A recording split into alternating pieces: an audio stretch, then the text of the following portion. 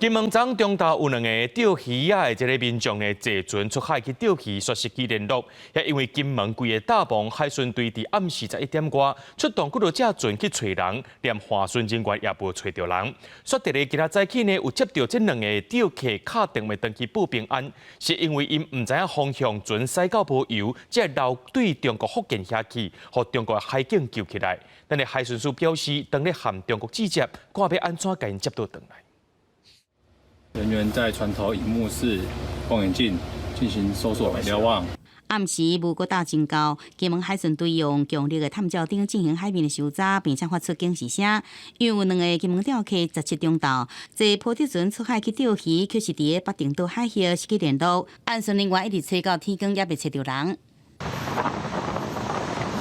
最近金马海峡才连续发生2件中国渔民落海意外，造成2人死亡、3人失踪。不过加在18透早，家属接到钓客电话报平安，讲海上教务造成迷航，油也用完啦，所以飘到中国福建围头一带，和中国海警救起来，人员平安。早上5点，从昨天晚上搜寻到现在，对不对？ 5点电话才来。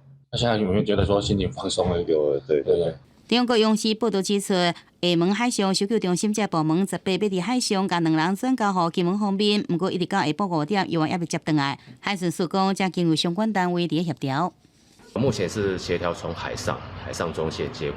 两岸最近虽有几若站合作救援行动，不过中国海警船进前，依然连续进入金门，禁限制水域。美国国务院搁再呼吁中方自我控制，咱外交部表达感谢。对于美方明确表达支持台海和平稳定的坚定立场，以及关切中方近来在金门禁限制水域的挑衅行径，并明确指出中方是试图片面改变现状的一方，外交部表示欢迎与感谢。